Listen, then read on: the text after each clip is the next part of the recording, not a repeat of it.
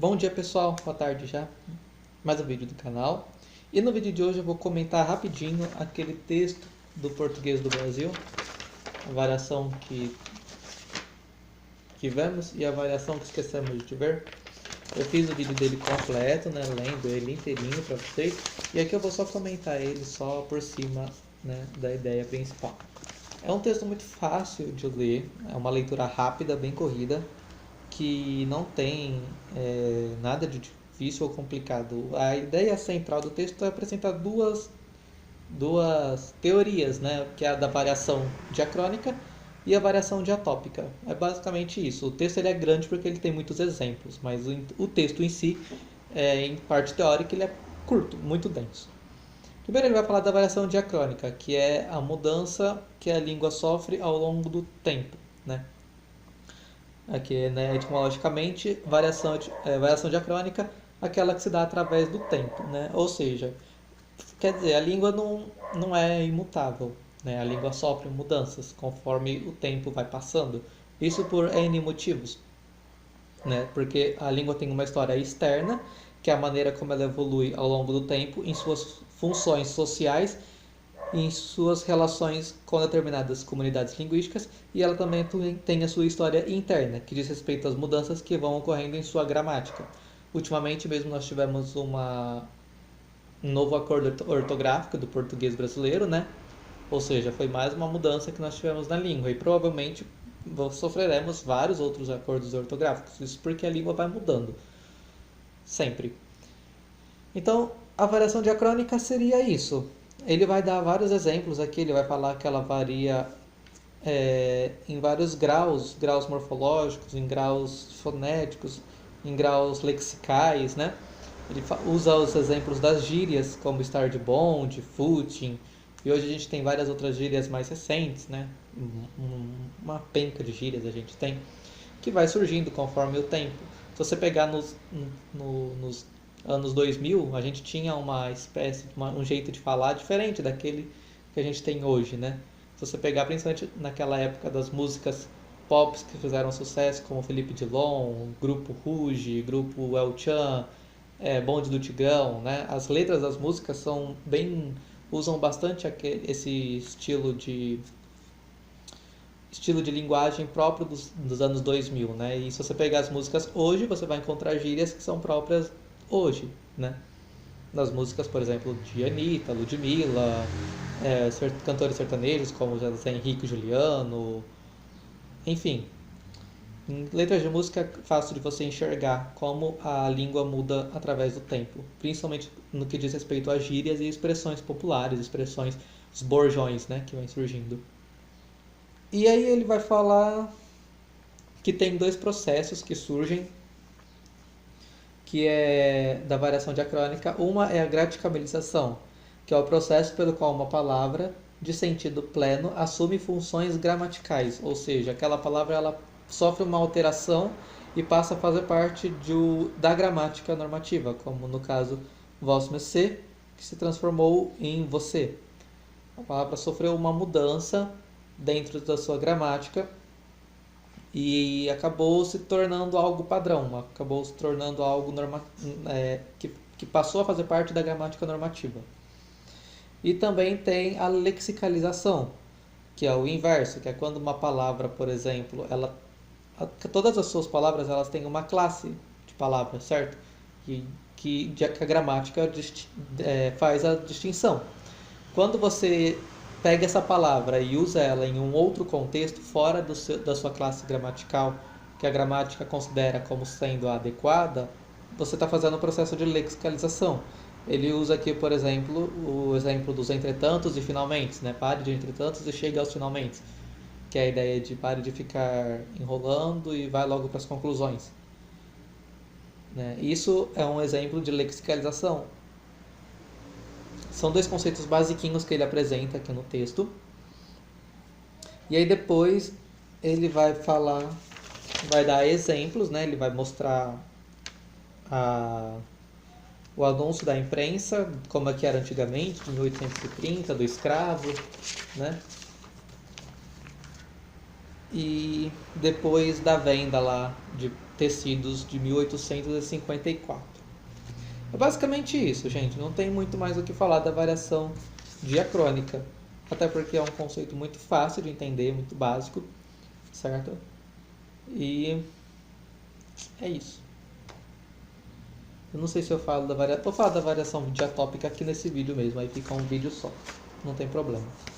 Tá com 5 minutos ainda? Se ficar com uns 15 tá bom. Que é a variação diatópica. A variação diatópica então é através do lugar, a variação que varia de lugar para lugar. Nem todos falamos igual, né? E isso porque o local onde a gente mora interfere muito. Primeiro ele vai comparar o português europeu do português brasileiro, o que é muito fácil de perceber, né? Eles lá na Europa falam de um jeito e nós aqui falamos de um outro jeito. E aí ele vai mostrar uma série de mudanças, de diferenças, né? Por exemplo, ele vai falar que no português europeu usa o si como anafórico em expressões de tratamento. Senhor doutor, esta carta é para si, sendo que aqui é senhor, esta carta é para o senhor. A gente repete. Que mais que ele vai falar? Ele vai dar um exemplo que o português europeu exprime a condição usando o indicativo. Se eu sabia, eu vinha. Ao contrário do português brasileiro, que a gente nem usa isso. A gente fala, se eu soubesse, eu viria, né? A gente falaria tipo assim. Ele vai mostrar uma série de palavras diferentes, como por exemplo, grossista e atacadista, cerveja de pressão lá na Europa, aqui é chopp, comboio, trem, lombo, filé mignon, comparando, né, as palavras do português europeu com o português brasileiro. Isso é bem simples de entender. E depois ele vai mostrar mais uma tabelinha de expressões como comer como uma gralha, falar como uma gralha e falar mais como da cobra. Expressões diferentes que significam a mesma coisa. Chover a potes, chover a canivetes. Né? E aí ele vai falar que aqui essa parte é importante. Por que o português europeu e o português brasileiro são tão diferentes? A resposta a essas perguntas variaram ao longo do tempo. Né? E aí ele vai falar que não tem como você distinguir, você falar que o português brasileiro é uma língua e o português europeu é outra língua. Isso não dá para dizer concretamente. Cada estudioso vai defender uma coisa. Tem estudioso que defende que os dois são duas línguas diferentes. Tem estudioso que fala que o português brasileiro é uma variedade do português europeu. E aí ele fala que não tem como falar quem está certo e quem está errado, porque cada um está certo no seu próprio ponto de vista. Depois ele vai partir para a parte da variação regional no português brasileiro. A gente tem uma grande variedade enorme aqui no Brasil. Ele vai apontar alguns motivos. Primeiro ele vai falar... Deixa eu ver. Ele vai falar que apesar da gente ter uma variedade muito grande do português brasileiro, a gente ainda assim consegue se comunicar muito bem. Por exemplo, uma pessoa do norte conversando com uma pessoa do sul consegue conversar. Então, apesar do nosso português ele ser diferente, ele ainda assim é diferente, mas a ponto da gente conseguir se comunicar. É uma diferença, vamos assim dizer... O português ele não deixa de ser português, ele é português. O que vai mudar são alguns pequenos detalhes, vamos assim dizer. Né? Aí ele vai mostrar o boletim de ocorrência de Juiz de Fora, que é um exemplo. Depois ele vai falar de algumas características, né, do porquê que acontece isso, a variação diatópica no português brasileiro. Ele fala que um dos motivos pelo qual isso acontece é as grandes migrações. Realmente, no Brasil a gente tem muita migração, tivemos grandes períodos de migração, e isso faz com que as pessoas viajem de um lugar para o outro e leve consigo toda a sua carga, toda a sua bagagem histórica, toda a sua bagagem cultural e também o seu jeito de falar.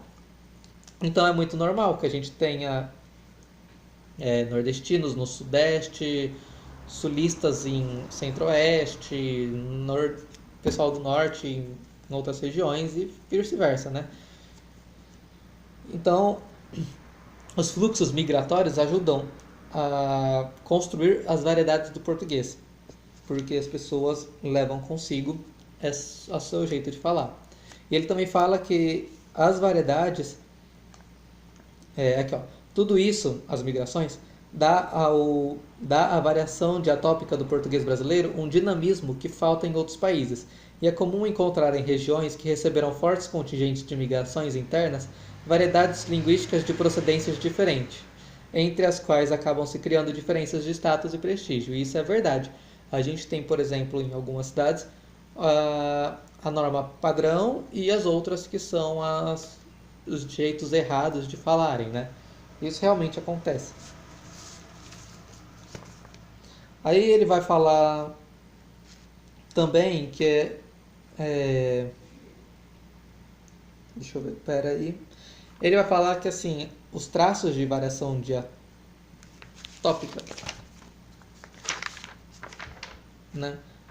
Os traços de variação regional, eles aparecem muito mais normalmente na fala informal do que na fala formal. Porque é como se cada pessoa tivesse dentro de si uma variedade própria, certo? Que corresponde a quem você é. Tipo, e essa variedade, o seu jeito de falar, ele vai ser determinado pelo que você ouve, por onde você mora, por N fatores, uma série de fatores influencia na sua fala. Então todos nós temos uma variedade padrão própria nossa, que é o nosso jeito de falar. Acontece que tem uma outra forma, que é a variedade padrão normativa da língua portuguesa, que é o modo, vamos assim dizer, correto.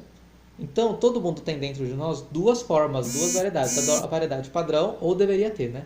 A variedade padrão, que de certa forma ela é igual para todo mundo, certo? E a variedade interna, que é dentro de nós.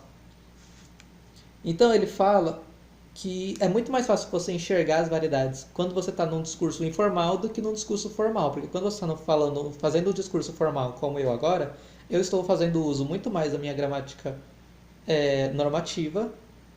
Não, nem estou, na verdade, porque estou falando tudo errado mesmo. Mas enfim, num discurso formal, as pessoas geralmente tendem a usar a gramática normativa do que a sua gramática particular. Você não vai ouvir um discurso formal com erros grotescos, né? Ao menos que seja propositais ou imperceptíveis, mas geralmente não possuem erros grotescos, tá, gente? Não estou sendo preconceituoso. E aí ele vai falar do dialeto caipira. Ele vai falar bastante, vai falar da música, do baiano, do amazonense, vai mostrar uma série de palavras de Manaus, do norte, né? E aí ele termina. Não, ele não termina não. Ele vai falar depois do. Várias características típicas de cada lugar, né? Então, no Nordeste fala comemos, nós. É, menina, menino. Né? No carioca eles falam muito mais chiado do que. Quer dizer, a gente faz chiado, eles fazem, por exemplo, pasta, casta, pasta, mas. Não. Pasta. Eu não tô lembrando, gente. Palavras que tem S no meio. Pasta, casta. Enfim, vocês entenderam. Enquanto aqui em São Paulo a gente fala caixa, paixa, se existisse a palavra paixa, enfim. E lá no Rio eles falam pasta, né? Paixa, caixa, pasta. É diferente. Ele vai falar das várias variedades. Isso é muito legal. Em fonética a gente aprende muito isso. E desculpem por eu não saber ler algumas coisas, mas fonética realmente é difícil, né? É muito difícil. Ele vai dar uma série, então, de palavras, de características. A pronúncia do R retroflexo, que é comum encontrar realmente. Que é o R tipo carta, parta, car... Não, car é em inglês. Desculpa, empolguei. Mas realmente, tem esse R retroflexivo.